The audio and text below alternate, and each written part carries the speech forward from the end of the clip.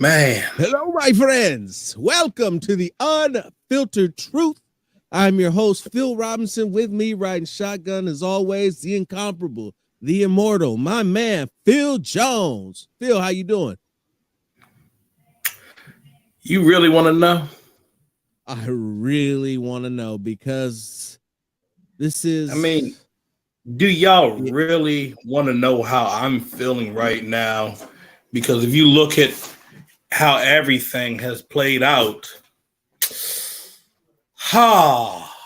Thank you very much, child. Thank you. Happy Valentine's. Oh, thank you. Thank you very much. Oh, that's sweet. Wow, trophies. Yes, I do. make sure you bring the Kleenex. Yes. Don't need the Kleenex. Look, he said, you got many trophies. Yes, I got more trophies than that guy. So, that being said, as we all know, Derek Carr is gone. And he's not coming back. He's not walking through that door.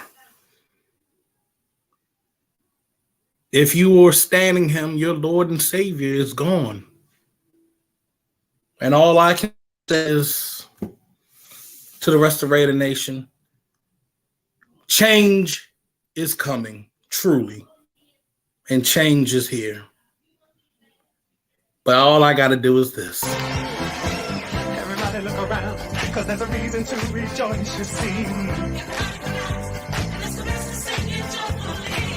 Everybody look up and feel the hope that we've been waiting on. Freedom you see, and now I'm singing so joyfully. Can't you feel a brand new day? Can't you feel a brand new day?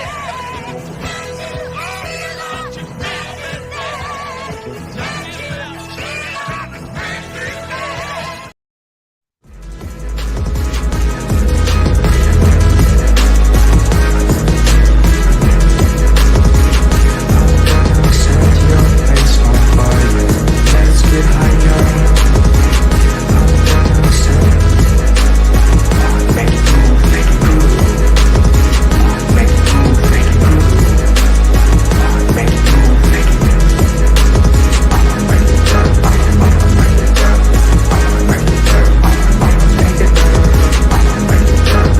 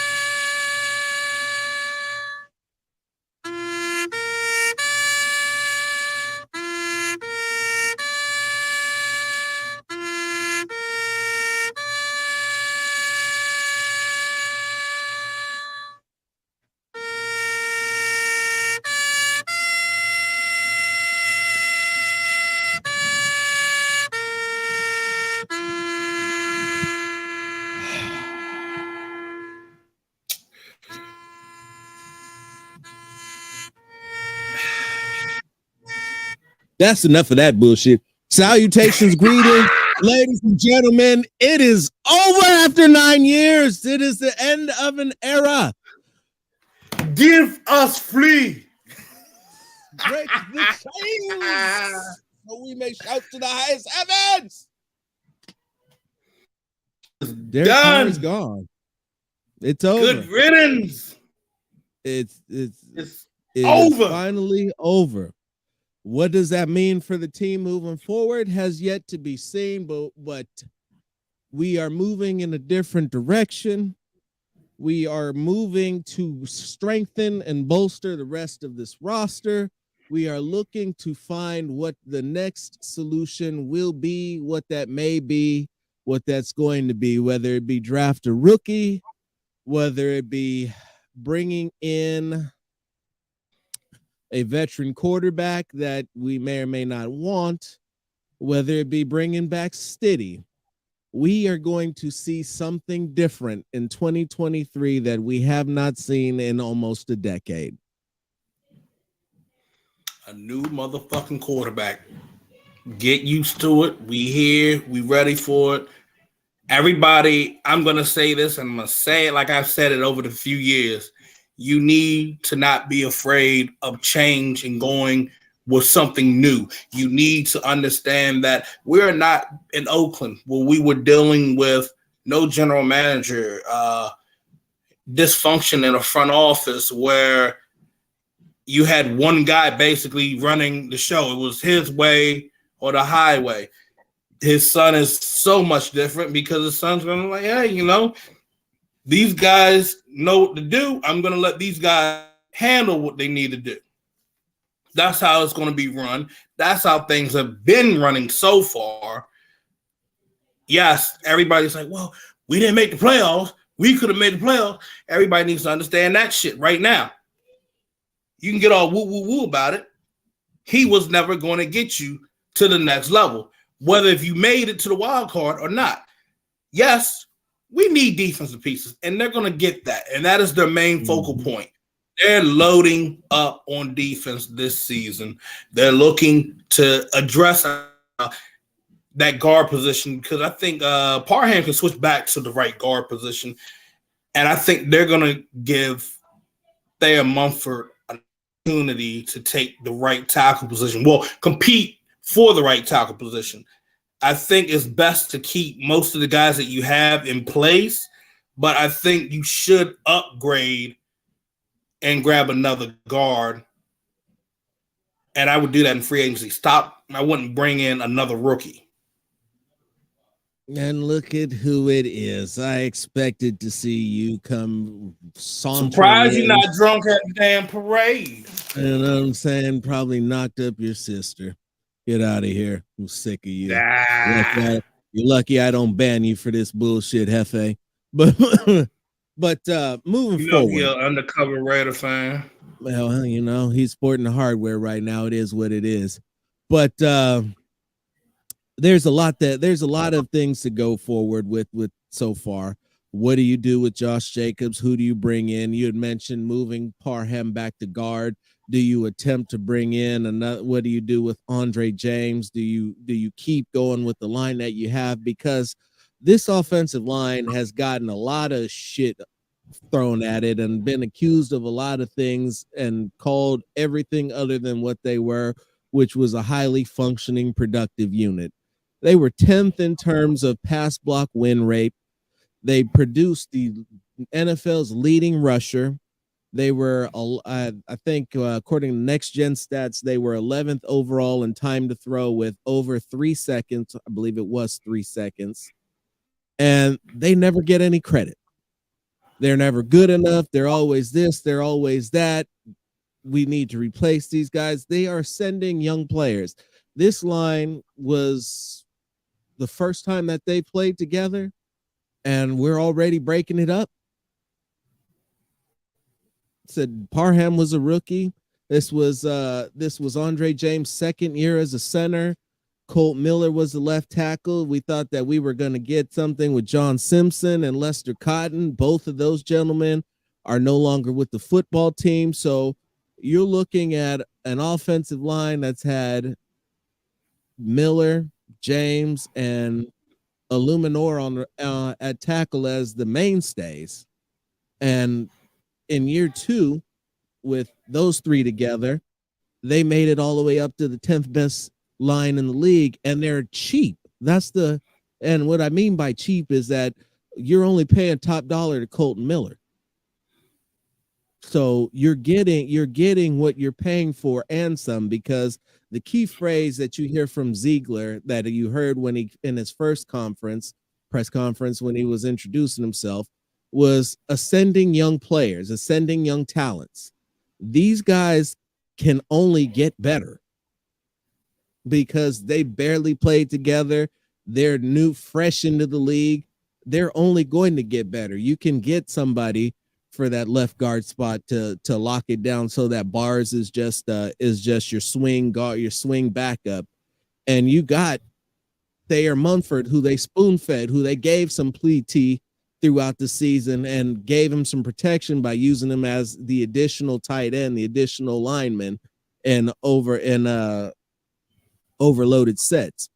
And so they've set themselves up to be able to grow their young talent and to continue moving forward with what they have.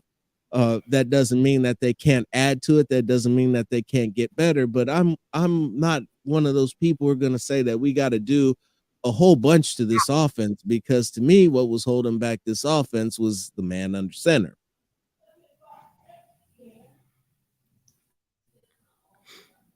No. And here we are now. Everybody's wondering who's going to be the quarterback you grab. Everybody's going to be saying, oh, are you guys going to be making excuses? No, I'm not making excuses. I'm telling you straight up, he wasn't going to get you anything. No matter how much wishful thinking you had, no matter what you assumed that was going to happen, it just wasn't going to be it.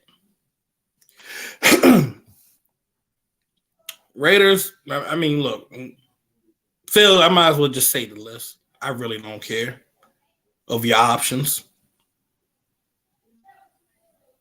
We can be like this. We can be like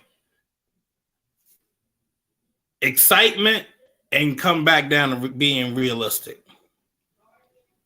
The thing that everybody wants on the wish list, oh, I see everything with Lamar Jackson. Oh, maybe that could happen. That could be amazing. It would be if it actually happens. Aaron Rodgers, yo, A-Rod, we get A-Rod back with Devontae Adams. Yo, that would be great. Not for a first, third, and a fifth. I mean, this man, we don't know what kind of drug trip he on right now. But Right. Hey, and then you also got to look at not now only we're going to be realistic. psychedelic. Now we're going to be realistic. You're looking at the possibility of Jimmy Garoppolo. 8 games a year. Jacoby Brissett.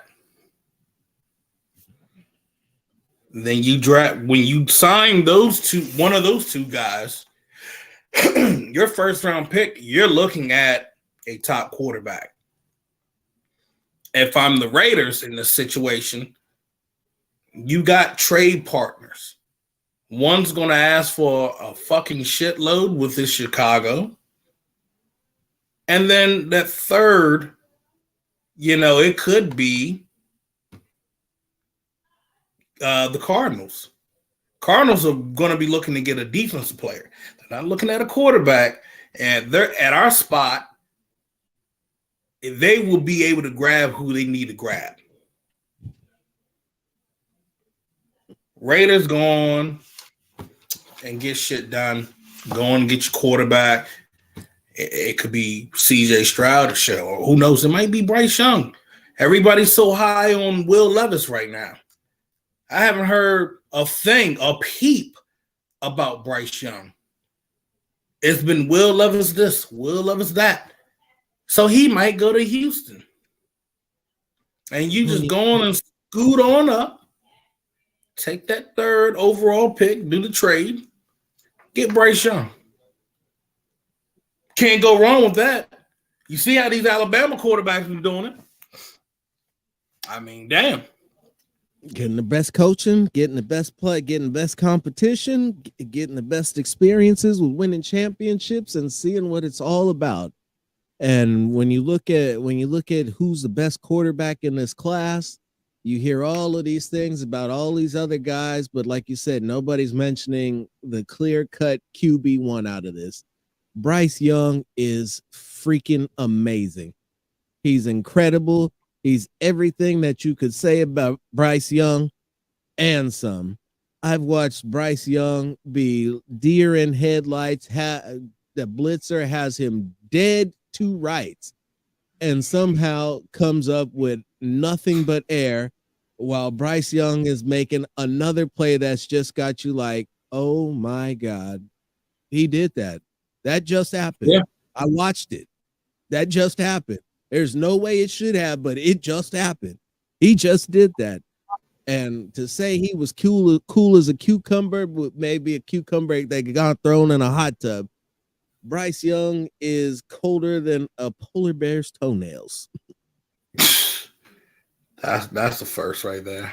It's not, but it's that is without. If you could get that guy, man, that is you got your QB of the future. You got your QB that can put you on a map. You got your QB that's going to compete with the other top quarterbacks in this league. And when you look at adding a quarterback, you have to look. Yes, you want to build the defense. You want to build a team around him, but offense is what's winning championships these days. And if you can't score, you can't play.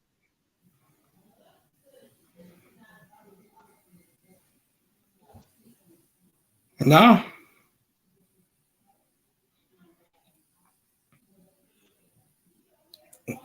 How are you tanking for Bryce and Bryce Young come out this year? Cafe. He's just talking. You know, he's over there. He's fresh off that parade champagne. Oh yeah. Now, he fresh off that booger sugar. That whatever they got that Ozark snow. The BF Boyd says, do you trust Bryce Young? His size and weight may be injury prone in NFL. Look, Bryce Young is about the size, is maybe slightly thinner, more slender than Russell Wilson was when he came into the league. He's definitely the size of Teddy Bridgewater. So, and we've seen him take hits, we've seen him get hurt, but in this particular offense, he's not going to be asked to do all of the things that he was doing at Bama. He's going to be asked to make good decisions, deliver an accurate football, and evade a free rusher whenever it comes down to maybe do something with his legs, and then he'll be asked to slide and get down and be like, look, bro, this is the NFL. You don't want to be taking these hits. It'll shorten your career.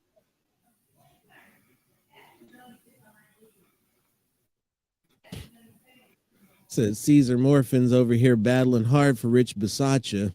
And I'm not going to sit here and badmouth Rich Bisaccia. I got nothing but good things to say about him. But the fact of the matter with Rich Bisaccia is that nobody else considered him a head coach, which is why he's not one. You would think that if he, with all the turmoil, with the job he did coaching the Raiders, getting them to the playoffs, with all of the stuff that they had to overcome, that if he was that good of a head coach and that ready to step into the job, he would have been had that job by now. Yeah. He would have had it. Other than size is the only difference between Young and Stroud, the ability to make plays off schedule. That's a huge fucking ability. That's a huge fucking ability. Said CJ Stroud is more of a pocket mover. And yes, against Georgia, he stepped out of his shell and he started running the football a little bit more than he normally did. And that's because of the shell coverage they were playing. And they just vacated a whole bunch of space for him to take advantage of. But Bryce Young just makes plays. And when he makes plays, he makes plays. CJ Stroud is going to wow you with his arm, with his accuracy, with his timing, and where he throws the ball. But Bryce Young is just going to knock your socks all the way off with everything that he does.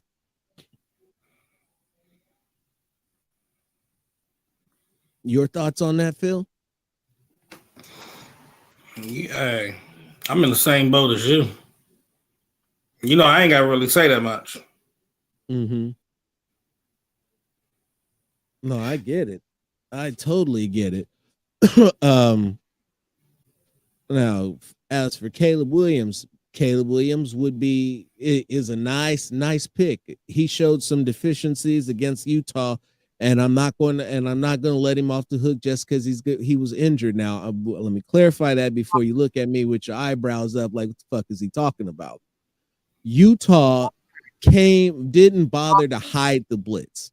They brought up 6, sometimes they brought 7. They were always bringing 5. It was always a numbers game. And at no point did he audible or change a play to a quick hitter across the middle, which would take advantage of the blitz or beat the blitz. If he can't do it against an obvious blitz where they're showing it, they're not hiding it, they're walking him up late so you can right in front of him so he can see it, then he's gonna have a very difficult adjustment in the pros where he can't see it coming. And some of that may be on Lincoln Riley for not getting him some help and not telling him what to do or to changing the strategy to try to beat that and take advantage of it. But having been in the press box at Allegiant Stadium, watching the Pac-12 championship live, it was very, very difficult for me to see that. So the initial adjustment that they made was the read option, which was when he could beat him with his legs and take advantage of it. But when he couldn't run, if he was going to stay in there and throw the football, those throws had to be coming out a lot faster, especially given the fact that Utah was sitting their corners off about 5 to 7 yards off the line of scrimmage.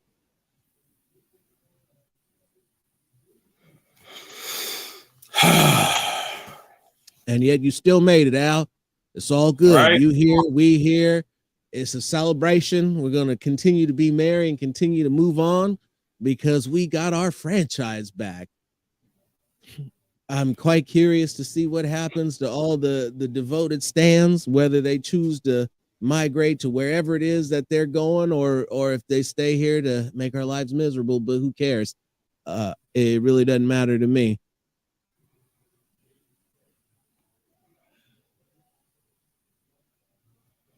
No, bro. We're not drafting an offensive tackle in the first round. The need on defense is far too great for them to be drafting anybody but a premium defender unless it's a quarterback. Yeah. It's no point in doing that. Because real talk, if you don't have to, if you don't have to, let's say, spend a lot or, have to offer a lot within this trade, a second round defense. I'm getting that line. I'm getting Ivan Pace. Third round. I'm going So D-line. Tell me a story about Harold Perkins. Oh. Because I went back and I watched the tape of Harold Perkins and I said, him. Now, my question was, would he slide down far enough to get into the second round? Because Harold Perkins is what's been missing from this football team. That's a possibility. Look, it's too early to judge where somebody's going to be. Everybody's jumping and saying, well, he's going to be first round. He's going to be first round. It is now February. Mm-hmm. Combine starts what? In a week and a half? Month and a half.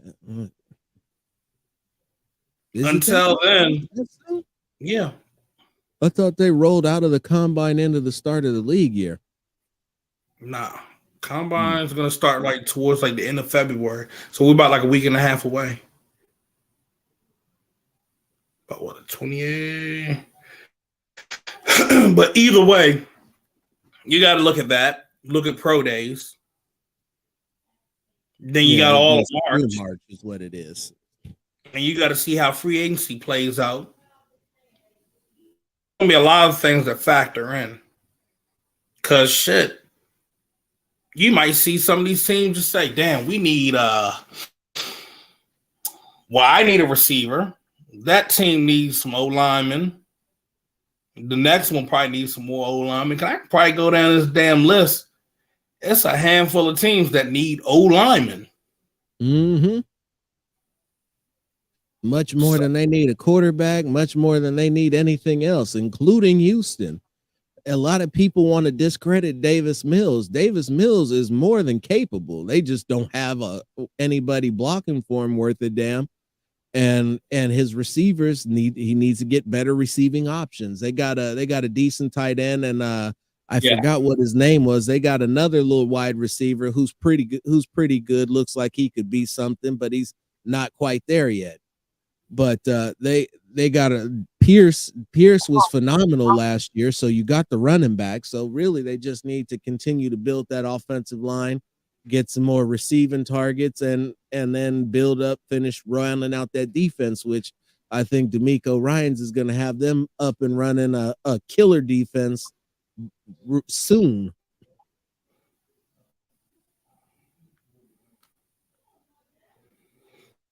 Yeah. I'm gonna say this shit. And that's one reason why I think, what if they don't take a quarterback?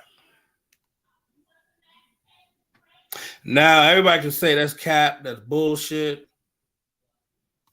No, it's so how that happens if they don't take a quarterback is like this. That means they've signed a veteran. So when free agent, you're going to see what the Raiders offseason plan is pretty. No. I ain't talking about the Raiders. Oh, you talking about all the people at the top? I'm talking about Houston. From what Ryans gave Mills an endorsement, said that of all the things that's wrong with the team, it wasn't a quarterback necessarily. He thought he was solid, that they need to put some pieces around him, which is pretty much what I said as well. Yeah, and I get it, because that line did not hold up. Everybody want to talk about our O-line, but their O-line,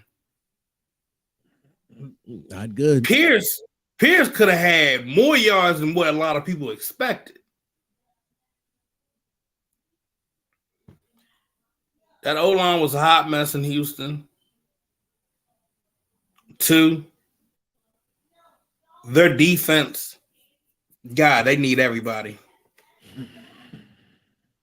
As bad as us. But that's why I'm saying, oh no.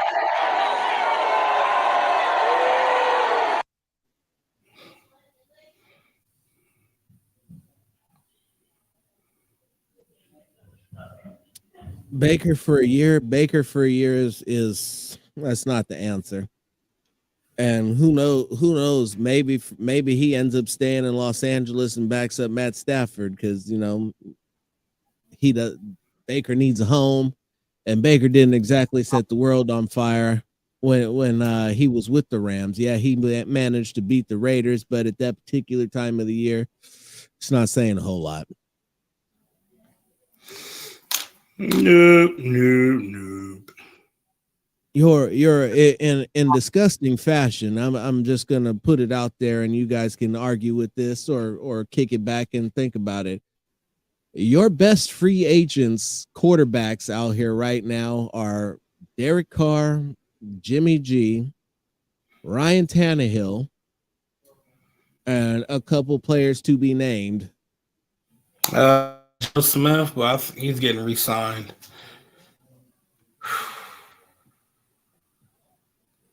Yeah, that's it. You got a few options coming out in college who are clear-cut guys who can help you get better, with young Stroud, potentially Hooker if he's healthy and ready to go and is actually able to have his game translate. And that's pretty much it. Lamar's not a free agent, Hefe. Now, if you want to trade Lamar, well, I mean, once they tag him, yeah. I mean, once they tag him, he ain't a free agent. But technically speaking, well, they already said they already said they was tagging him. Oh yeah. So you're right. He is a free agent, and that did. So here's the thing. I apologize. And you go back and think about it. These guys don't like getting tagged at all. Now, everybody feels that the offensive coordinator from George is going to be the difference maker, but I mean, is he really? Look what he did. Look what he did with Stetson Bennett. You know, him and Lamar are the same age.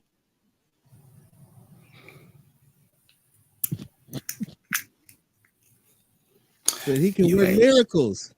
He can work miracles, teach old dogs new tricks and all types of shit. It's beautiful. It's for that one. But it was Lamar and D Adams and Lamar, D Adams, Waller, and Renfro would be incredible. And if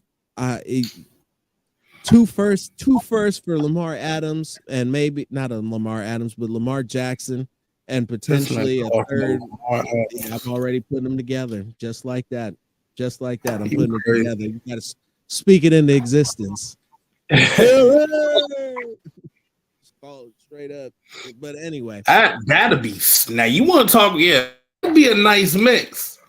Everybody's saying he go to Atlanta. I'm like, why the fuck he gonna go to Atlanta to another situation where he ain't got no? He got about the same kind of weapons as he had in Baltimore. He don't have receivers in Baltimore now. They can't stay healthy. Yeah, they can't. But he had them though. We did have them when they were healthy. And they fell apart in week 4, week 5. They were like, my leg. The best name in YouTube, Milk a Breezy like cereal. Tone was looking for you the other day, player. Actually, so was I. It's been a minute since I seen you. You know what I'm saying? So we give a shout out to the best name in YouTube. The Mr. Hang with Mr. DB Cooper. Do you trust Studham to hold down the fort while we get a draftee ready? Listen, I've said it before. I've said it, and I'll say it again. With Jarrett Stidham and those 2 games that you saw against the Niners, and then the Chiefs, you saw the best of Derek Carr and the worst of Derek Carr in 2 games. So it led me to believe that while a large portion of what's going on with the offense fell on the quarterback, it wasn't necessarily all his fault either, but I'd seen enough of it to warrant the change anyway. The defense showed where the defense was at, and its inability to get it done was, and in stretches was, it's problematic. But do I trust him to execute the offense, to keep a play alive, and to at least give you what you were getting from Derek?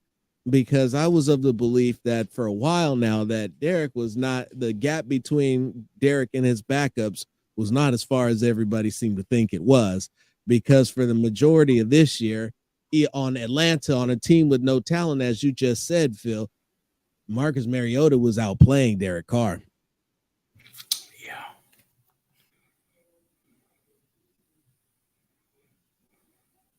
On a team with no talent.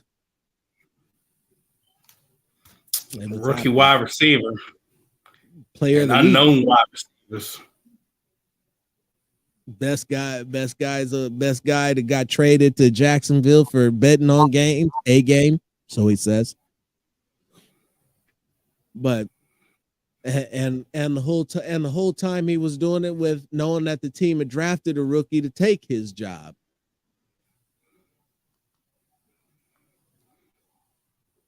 So can he do it? Do I trust him to hold down the fort? Listen, if he can't do it at this point, it's kind of one of those things.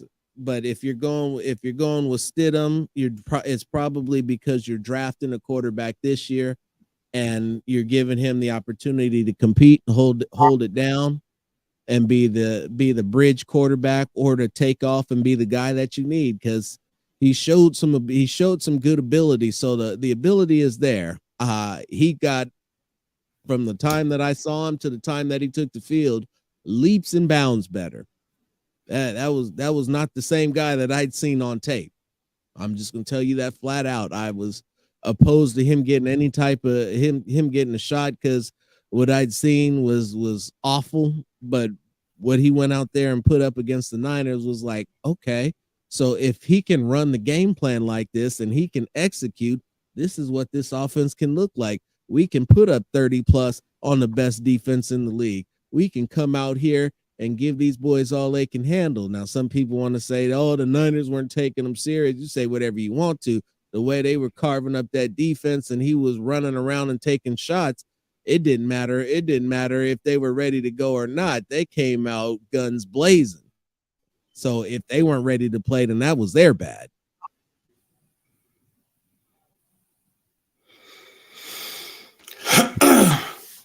Marlon, yes, you're absolutely right. We need a dominant D tackle, that can move motherfuckers out of the way. I mean, move them, throw them out of the way like it's nothing. Get to the quarterback and drop him. So That I got running a name back, for you. just sling him like a rag doll. I got a name for you, and a guy that's always been a devout, lifelong Raider fan. So a lot of people have mentioned Dalvin Tomlinson, and when you look, and we've all heard about everybody coming off of Philly's defensive line. All those guys are going to cost you up, and De'Aaron Payne, all those guys are going to cost you upward of 15 to 20 million. But for the same 15 to 17 million, you can get Dalvin Tomlinson and you can get Leonard Williams. And then you have flexibility with positional flexibility. You have scheme familiarity. You've got matchups. You've got pass rush. You've got run defense. You've got everything that you need in two guys that can do a phenomenal job of getting Max some help. Yeah. Then your those are two rotation guys that can get, yeah. and then you can kick. And the crazy thing about it, that rotation is gonna be sick. That's one. Two, you can kick Leonard Williams out wide, or you can draft Tuli Paluto from USC, who does the same thing as Leonard Williams. Can come in and get you some 5 and 7, or walk out all the way to the edge. All-American, led the nation in sacks. All-American. All-American.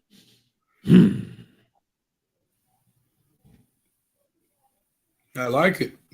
What's up, Rob?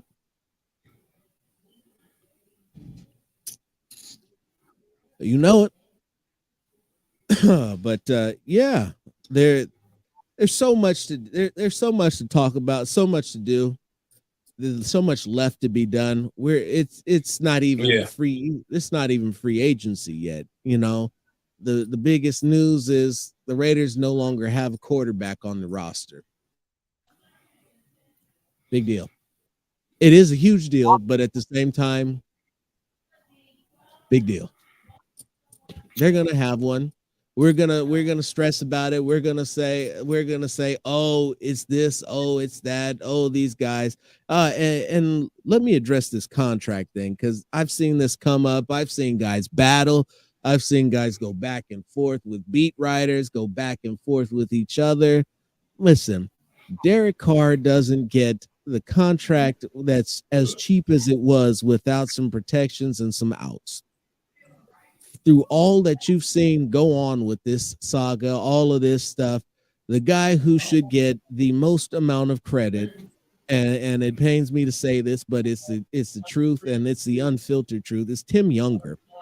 Tim Younger has managed to get his client into free agency at a time where his client will be the number one quarterback on the market, the best option available, college and pros, with no strings attached, free to get all his money wherever he goes. He's managed to this situation to where they didn't trade Derek. The PR team has been all over everything. In fact, Derek managed to snag headlines at the Super Bowl, prior to the Super Bowl. on Super Bowl Yeah. Sunday. We're talking about Derek Carr telling everybody what you and I have been telling everybody since the beginning, that he never had any interest in being traded from the Raiders. That's why he got the no trade clause. They were always going to have to cut him, which is why he pushed for the February 15th distinction. Now he's got a full month to negotiate free agency and be signed before the start of the new year.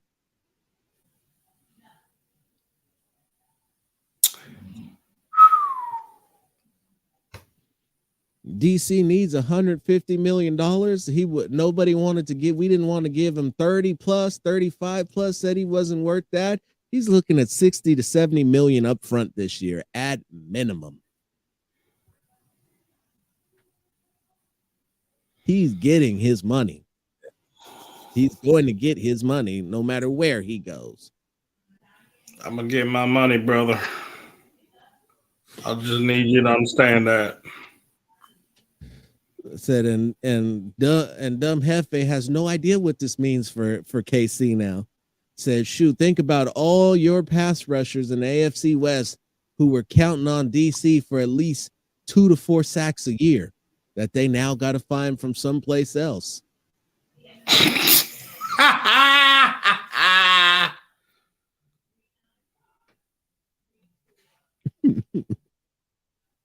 I'm just saying. You know, those curl ups and those dive down smoothly so we don't get hurt. Ain't gonna be no more of that. Ain't So gonna you be gonna have no to more earn of it. You're gonna have to earn it. Said, and Jared Stidham's not afraid to take a shot, get his mouth busted and all types of stuff. All that stuff that happens when you're young and haven't broken any bones yet. Ain't broken, no bones.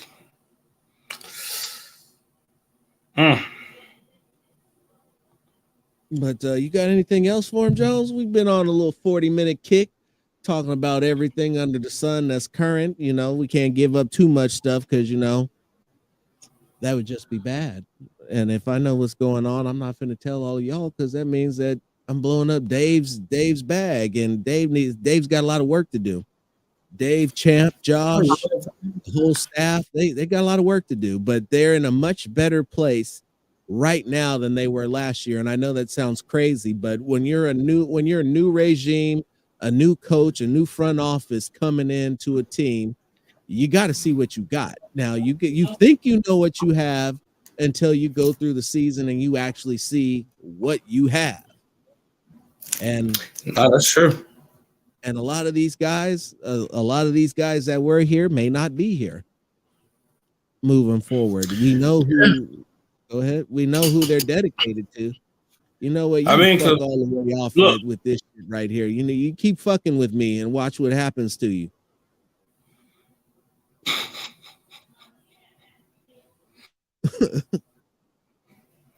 Don't worry. You already know he about to go deal with some deliverance.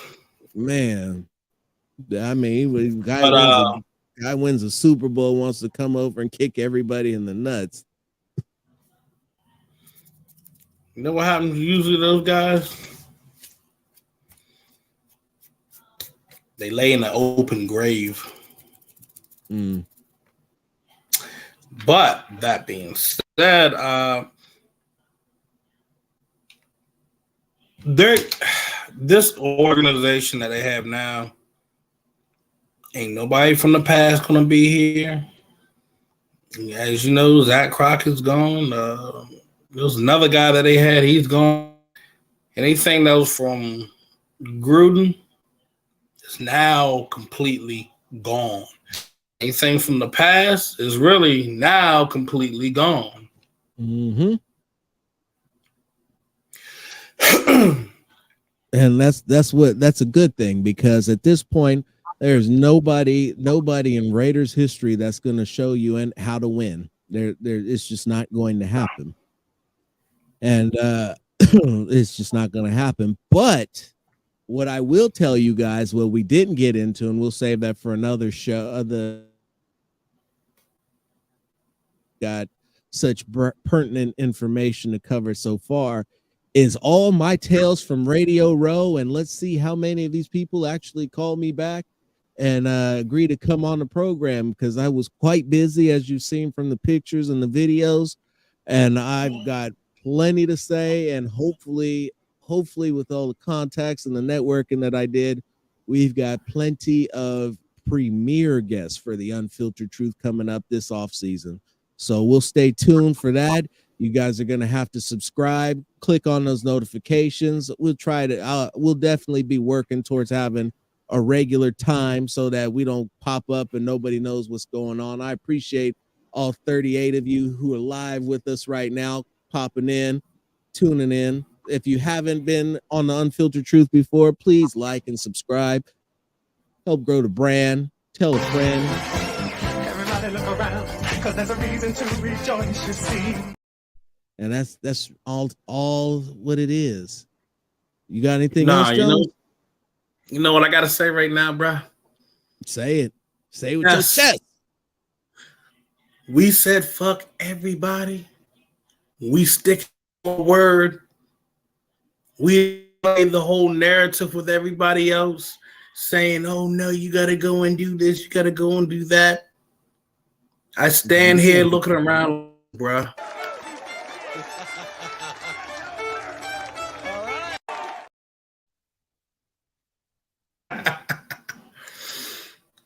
I'm Jones. That's Robinson. It's time for change, and change is coming. A new tide is rolling in.